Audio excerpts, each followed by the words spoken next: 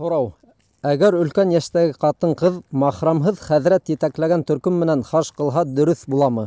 Был оҙон мәсьәләне ҡыҫҡартып ҡына әйтһәк, хәҙистәрҙә Пәйғәмбәребеҙ саллаллаһу алейһи вәсәләм ҡатындарҙың мәхрәмһеҙ сәфәрен тыйған.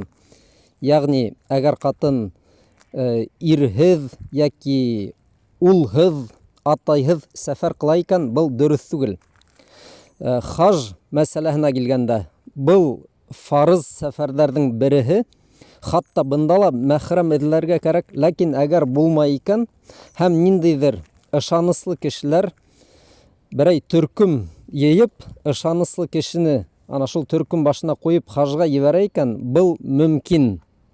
Фикх китаптарында бындай кеше раджул мәъмун тип атала, ышаныслы кеше. Ана шул хаж төркөмдәрен бигерәк тә оло ҡатындар булһа, ниндәйҙер ышаныслы кеше етәкләй икән һәм хажға алып барып ҡайта, быны мөмкин тип әйткәндәр, ғалимдар, шундай фәтүәләр бар.